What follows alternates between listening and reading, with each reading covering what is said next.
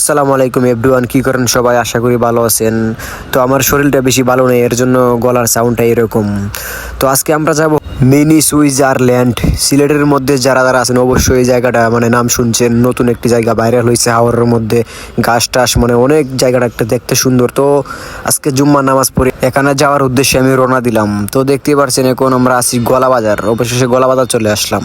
তো গলাবাজার থেকে একটু ভিতরে উম্মরপুরের রাস্তা, ওই রাস্তায় ঢুকলে দেখতে পারবেন অনেক গাড়ি ঘোড়া চলাচল করে। আজকে শুক্রবার তো এর জন্য আরো বেশি গাড়ি ঘোড়া চলাচল করছে, কারণ হচ্ছে একটাই মিনি সুইজারল্যান্ড। আজকে শুক্রবার তো এর জন্য সবাই ওইখানে যাবে। তুমিও তো ব্যস্ত কিনা কই যাইতা মিনাস সুদারল্যান্ড কিতা মিনি সুদারল্যান্ড সুইজারল্যান্ড কই যাইতো মিনি সুদারল্যান্ড সুইজারল্যান্ড আর এদিকে আমাদের ড্রাইভার সাহেব রাস্তা ভুলে গেছে, এর জন্য আবার গাড়ি পিছন দিয়ে আনতে হচ্ছে। রে ভাই বেরা বেরা ভাইরাম না মিনি সুদারল্যান্ড ভাইরাম না রে ভাই রে মাথা কাম করে মাথা কাম করেন না নি না না কেন কাম করেন না ভাইরাম না দেখি তা করতাম তো তুই ভাইরাম তো গাড়ি মনে 14 বার ঘুরে আসছে ও তো মানুষ আর কি ওখান যাইমু মিনি রাস্তা চিনো মিনি সুইজারল্যান্ড যাইমু ওখান মিনি সুইজারল্যান্ড।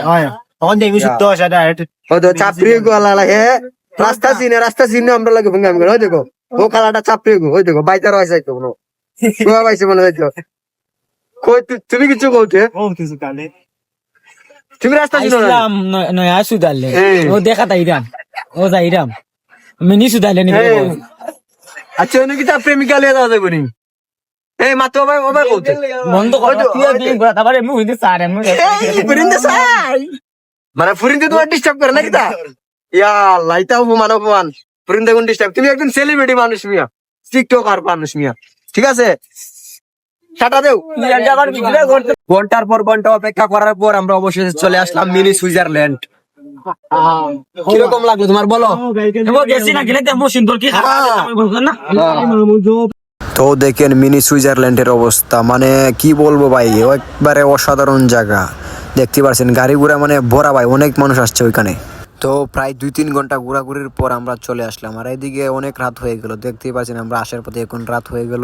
তারপর আসার পথে আমাদের চোখে পড়লো গলাবাজার রাজভুবন রেস্টুরেন্ট। এর জন্য ভাবলাম কিছু খাওয়া দরকার, কারণ পেটে অনেক খিদা।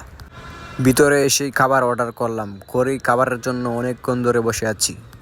অনেকক্ষণ অপেক্ষা করার পরে আমাদের খাবার চলে আসলো, তারপর সবাই মিলে একসাথে খেলাম। আর ওই রেস্টুরেন্টের খাবার অনেক ভালো। তো ভিডিওটা কার কাছে কেমন লাগছে অবশ্যই কমেন্টে বলে যাবেন, আর একটা লাইক দিবেন, চ্যানেলটা সাবস্ক্রাইব করে দিবেন। সবাই ভালো থাকেন, সুস্থ থাকেন, আল্লাহ হাফেজ।